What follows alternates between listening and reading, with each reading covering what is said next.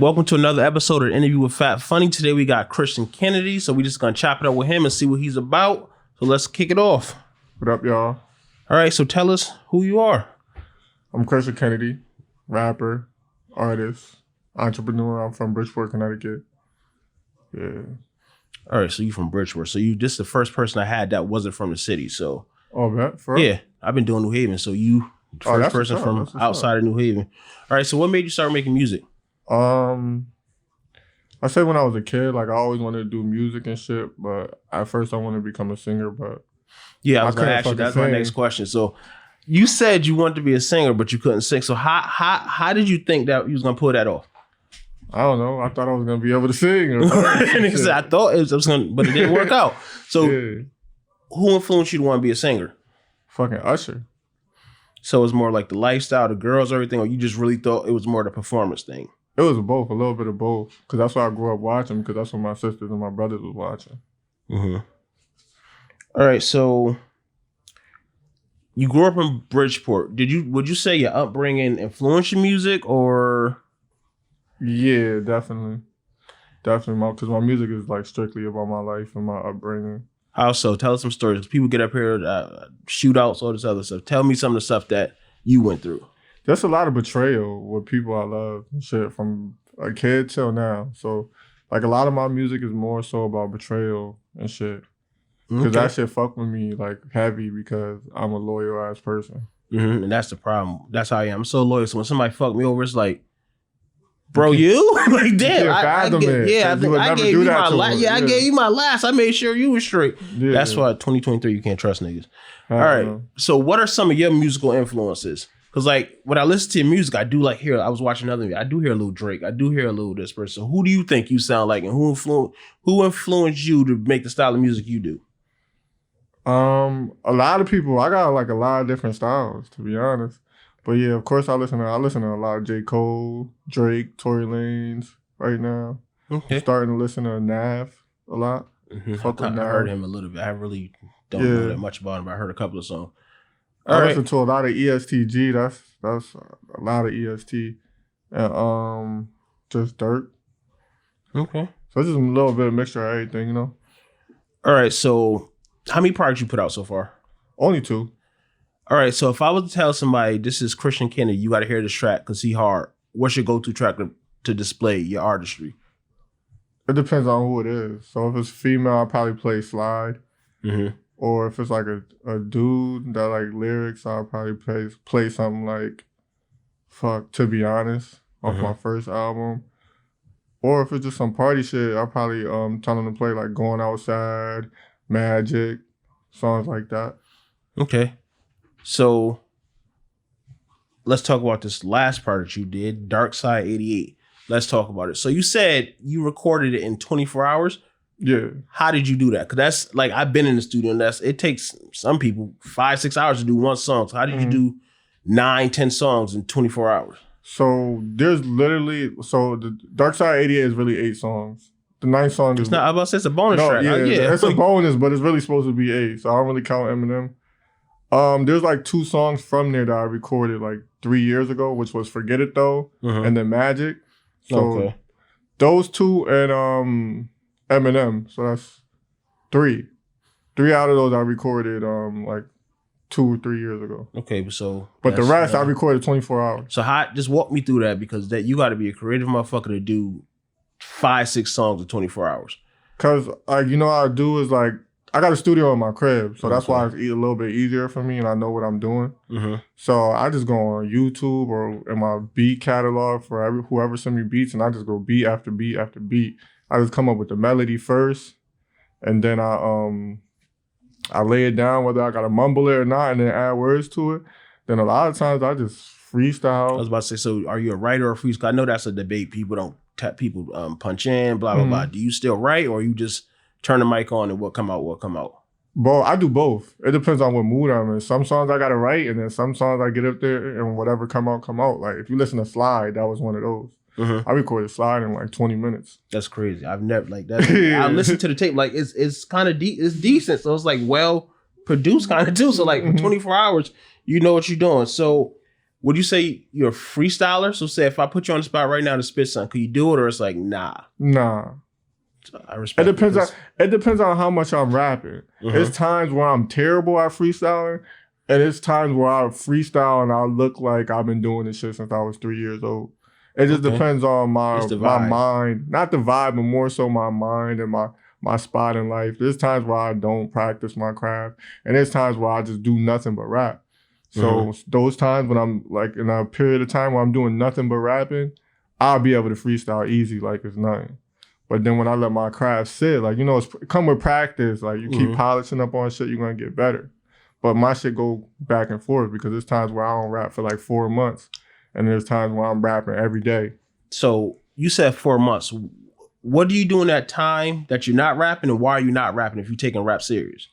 Because, like, I feel like that's why a lot of music is watered down, because people just keep going at it and going at it and going at it. You run out of shit to say, or you say the shit over and over and over. You got to experience life, and that's what I like to do. I like to experience life.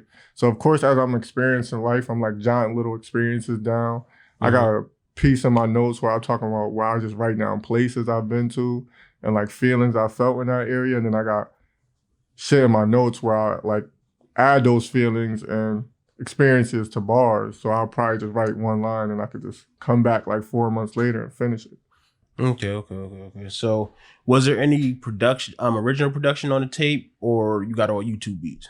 Well, Diddy Broker is one from Bridgeport, and then Esco from, I don't know where Esco is from, but yeah, 2 songs. So Everybody Dead is Esco, and then Eminem is Diddy Broker. Okay. I seen you, so break down the Eminem metaphor. I was watching the DJ Nuff interview you did. Can you explain that to us again? Self. It was one of them. Yeah. Like, same shit. It was a nigga on the mic. It was one of them. So explain to us, you was like, it was something you was saying, but like the audio was going kind of low, so I couldn't hear it. I was listening on my phone. So can you just break that down for us? Because you use a lot of metaphors in your music. So break that down for us. I need an M and an M. So basically, I need an M and an M, that's a million and a million. And then basically Eminem, so Eminem is like Eminem the rapper. Oh shit, I'm fat. I was giving some not the candy. Eminem the rapper, so that's why it's supposed to be M and an M and then Eminem. Oh, okay.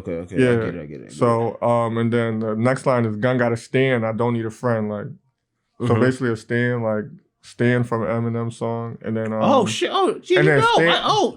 thinking like a mic stand or some shit. You talking about stand from Eminem. Oh, right. Yeah, but it's stand and stand. So the way I pronounce it is like both. Like you can hear both. Oh, that's dope. That's actually dope. That's dope. All right, so let's talk about features. Who else you got on tape? Oh, I got Sholey from Bridgeport. Just Sholey or? And I got my homegirl, Sadiddy from Bridgeport too. Okay, so you basically work with local people. So how did the Sholey thing come about? Because like he's starting to pop off now. I can't wait. I'm gonna get him up here too. But like you see him everywhere now. Yeah. Well, me and Sholey know each other from around. Like then we've been politicking more. We've been bouncing ideas more. We've been like basically bouncing ideas with each other. Like we've been cool for a minute. So I just sent him Forget It Though, which I did like 3 years ago. And then I had a second verse on it, and I just cut the second verse, and I told him hop on it because I knew that shit the chemistry was gonna be there. So did y'all record that together, or you just sent him the track and then he did his verse? Yeah, I just sent him the track and he did his verse. So what made you decide to drop Dark Side 88? Because you said you wasn't rapping, and you started rapping. So what made you decide it's time to get back in the game and drop this tape? I mean, because I was gonna I don't know, I was gonna work on singles with like big artists. I was gonna put out a couple singles, and I was like, I'm kind of taking too long because like I'm just getting my funds together and shit, everything right, so I could do shit the right way. But yeah, I was taking too long, and I was like, yo, I'm bugging. Like I'm letting too much time go by. I need it. Right, because once they don't hear about you, even with this, once you stop dropping, they forget about you. So you gotta send people. You gotta keep hitting their heads, and I'm like, I got mad music. Like I got like 40 songs in my fucking computer, and I'm just like, I was like, should I just drop these old shits, or should I just get back in the studio, record some shit, and then I'll drop the older shits later as singles, like, you know? So I was like, I'm gonna just get in the studio, and then that's when I recorded the shit in 24 hours. I recorded, it was like 5 or 6 songs in 24 hours, literally. And I say 24 hours because it's over a span a day, but if I really do the math from how long it takes me to write those songs and do those songs, it probably was like 8 hours, 10 hours tops. Talent, because I can't even sit down for 5 minutes without wanting to do something else. All right, so let's talk about the rollout of the project, because what you did, you got my attention because I kept seeing you on Instagram ads, and a lot of people don't do that. Artists get in the studio, make the music, and think the shit gonna pop. Could you tell the people what you did to promote the album, and why is it important what you did to promote the album? Because I seen you talking to somebody else how you actually put money behind the promotion and everything. Yeah. So just tell us about that and why is that important? So basically, like, I just like been experimenting with ads for like the past, I want to say like 4 months. This experience, just throwing little $10 here, $20 here, doing different combinations and engagements of people, types of people, what they listen to, states, and I just been doing combinations to figure out like what's the perfect combination like for ads. So I've been doing that since like, I want to say like September, August, maybe. Yeah, so I've been doing that. And then I found a perfect formula. I found what formula brings the most engagement. Right, because even though we close, we're not that close. You Bridgeport, I'm New Haven. I seen you like every day. I seen the ad for him. I'm like, okay, well, let me tap in and see what he actually do. All right, so you dropped a vlog. Tell us about that and why did you put that out? Oh, the vlog? Because shit like that's needed. People don't think it's needed, but like it keeps me interested in the artist because they're actually doing something. Like, especially when it's an up and coming artist. I see the process, I see what you're doing. So it makes me want to see what he's gonna drop next. So tell us what it was about, what you do. Because you need content, like content is king right now. You want to keep drilling your face and your message into people's heads. So I just was like, and people like to see progression, like because people want to progress themselves. So people who want to progress want to see somebody else progress, and people that they can relate to, that came from the same area, they feel like they grew up with them. Like that's how I used to feel when I used to watch Reed Dollars and Meek Mill's rap Philly. Like, and now you see Meek Mill's now. Like I'm watching him, I see him progress. Like, and that shit feel good to me because I feel like I was a part of it. Yeah. So I know other people like that shit too. So you just gotta keep putting out content. So I was like, I'm gonna do a vlog. I'm gonna all the important shit to do. Even if I'm doing like something boring, I'm gonna just record and like welcome people into my life so they could see. So I did that vlog that you seen, and that was really successful because like that shit started going viral organically. And then when I put more money, when I put money into it, then it just keep bringing it to a next level. Level. That shit doing real good. All right. So outside of music, you do a lot of things. Why is it important, I'll say, to diversify your catalog of things you do? Because I was on your Facebook, you do what? Home improvement shit, you do real estate shit, you do music, you're a father, you do like, why is it important to really put your hand in multiple baskets? Because you never want to put your eggs in one basket, because if that don't work out, then what you gonna fall back on? And then if you got your hand in multiple baskets, those other baskets can help you strengthen whatever else it is that you want to do. Like everything, like not one hand wash the other. Maybe I shouldn't say that, but everything complement each other. Because I feel like you gotta make money. Because music is gonna be the most expensive thing. Because if you really want to pop off, you gotta put money in the music. But the other stuff you make the most money in, because music, people don't realize you don't make that much money until you make it big. So you're spending more money than anything. So I feel like it is good that you're doing other things to like really balance what you're doing. All right, so tell me some of the struggles you face being an artist from CT. We're a small state, and we got like, I don't know, we haven't came together as much as we should, because it's like crabs in a barrel mentality. Like, so we kind of suffer out here, and the fact that we're small don't help. Like, I think it's like a total of 3 million people in Connecticut. Like, then you that's crazy that we say that's small, but that is small. But you go to cities like I think Brooklyn or like Manhattan, and they got 3 million people in one city, and we got 3 million people throughout our whole state. And not everybody's catered to or interested in what we're interested in, or not everybody's going to be a consumer of your product. And it's like out there they got way bigger of a chance because you got more people like you and just more people in general. And I feel like other states get along more. Like they want to see each other win more. You, like you said, Crab in the Barrel, New Haven. I'm not going to put you on a song because I think you're going to be hotter than me. You're going to kill me on my song, so I don't want you to do it. We don't work together.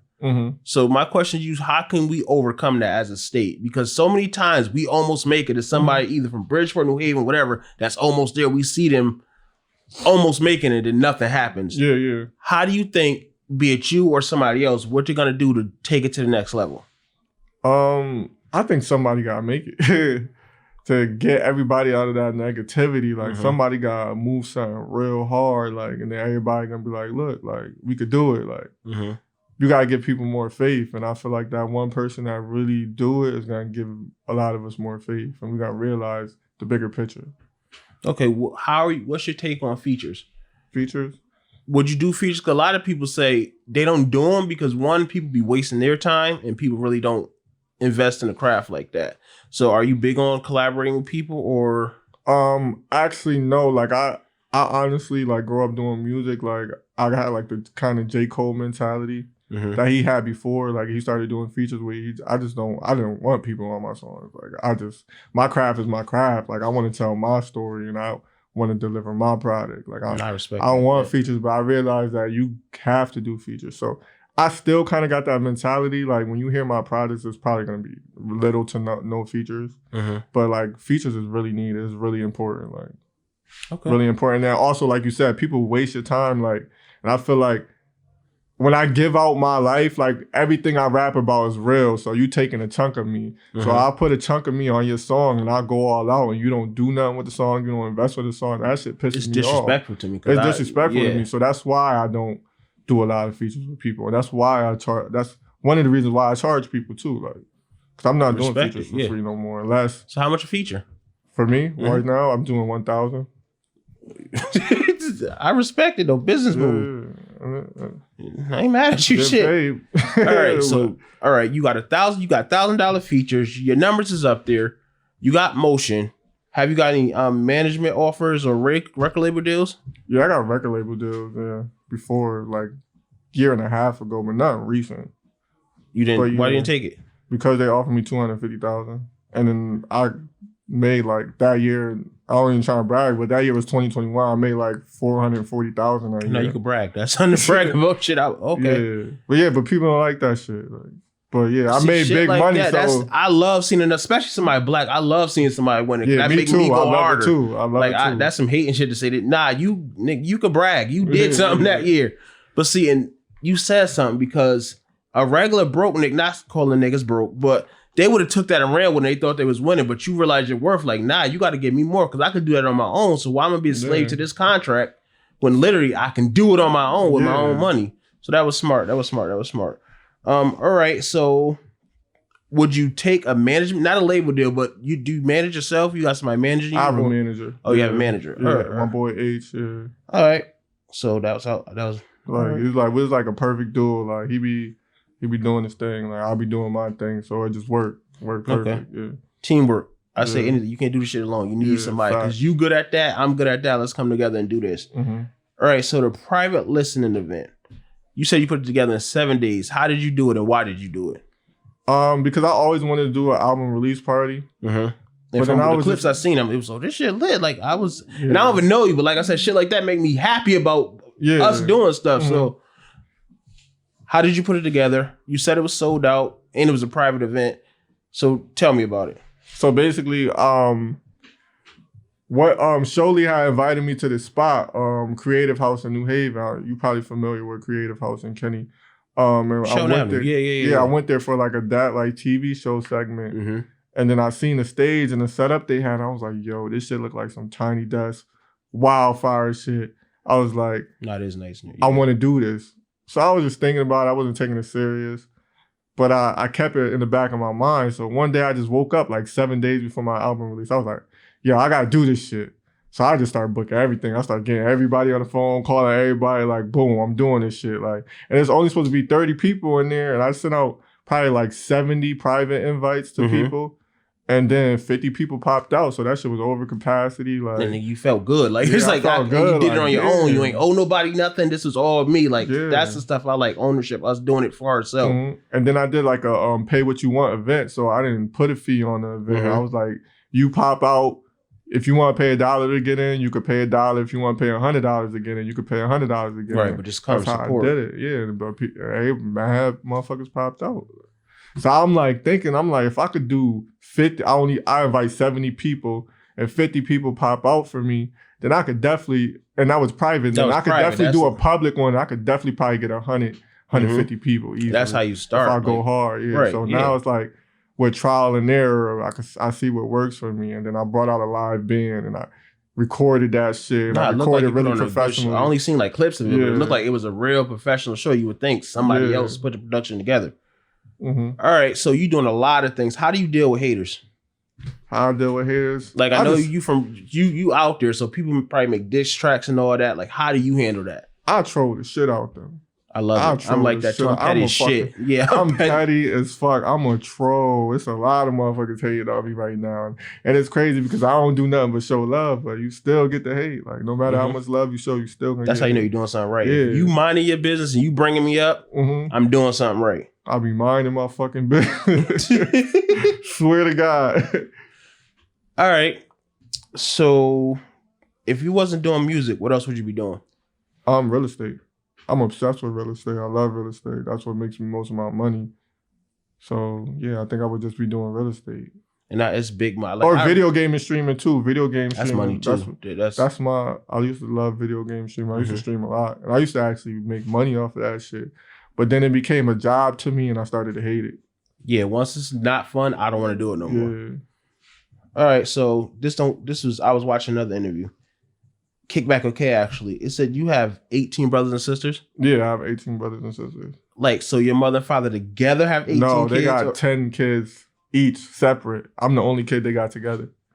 Oh, damn. Yeah. People's fucking yeah, they was tripping. They was tripping. So, yeah, I had a hard life. Yeah. Damn. I was able to play with my child. Are you the youngest or are you? On my dad's side, I'm probably the number 7. And then on my mom's side, I'm number 4. Okay. Damn, so how was that like growing up with 20 siblings? Because I got 4 and it was like a fight every day. So imagine 20. Food-wise, that shit was tough. We used to fight over snacks and shit all the time. But yeah, it was hard. It was really rough. Like, rough as fuck. Like, shit, that was straight poverty in a way. Like, but do you feel like it made you the person you are today? Yeah, it made me the person I am, and it made me so loving and caring. Because when you grow up around that many people that love you and y'all all love each other, you gotta love each other. We very sensitive. We go hard for the people we love. We step like we treat people good, and we just great people to everybody. Like, if you look at all my sisters and brothers, we're all great fucking people, and we take pride in helping people because we seen that from our mom, and that's all we did for each other. All right. So it was great. Like, it was a great experience. All right. So this is a new segment I'm doing on the show. It's called Down in the DM. So I want you to tell us the craziest DM you ever got. Fuck. It can be Instagram, but I prefer Snapchat because you know the craziest shit happened on Snapchat. But you can tell us the craziest thing you ever heard that was inbox to you. Fuck. I don't know. Bitches be wild. Well, we be wild. I be getting mad naked pictures and shit now from randoms. I'm like, what the fuck? So what about something that you just like verbal? I remember I posted because I got this song in the cut. Like I recorded a long time ago, and it's called "Regular Bitch," and the hook is "I'm too lit to be fucking on a regular bitch." And then I think some chick wrote me, and she was like. She said something like, "I'm regular, but you should still fuck me," or something like that. And I was like, what the fuck? Like, don't do that. Don't do that. That shit was weird to me. That shit was crazy to me because it's just like, don't call yourself regular. Everybody's unique, you know? No, some bitches be regular. So that's people's problem. You gotta tell them motherfucker what some people be regular. Yeah, and then fucking another crazy shit. Chick Wildman, she wrote me. I'm gonna always remember this. She wrote me and said, "What's your OnlyFans?" And I was like, I don't got no OnlyFans. And she was like, damn, I forgot. But that was her way of trying to bag me. Yeah, but what's your But it was really clever, but I forgot what she said. Forget it. We're gonna skip that one because I forgot it verbatim, but it was like really clever. All right. So that's the craziest you ever got DM'd. Yeah. All right, so that is basically all we have today. Tell the people your socials where we can find you at. I bet I'm Christian Kennedy On Instagram is Christian Kennedy, __, so 3 underscores, Christian Kennedy, ___. I gotta say that like that. So people can get it, because sometimes people just don't get it. Then you could download my album, Dark Side 88, on all platforms. It's lit, it's fire. You can go watch my video, Eminem, on YouTube. I got a new video coming out for Slide tonight on Dark Side 88. That should be coming within the next week. But yeah, just go look me up. All right, so about time this drop, the video will be out. All right, thanks for coming to the interview with Fatfunny. I appreciate you for coming through. That's it. Thank you.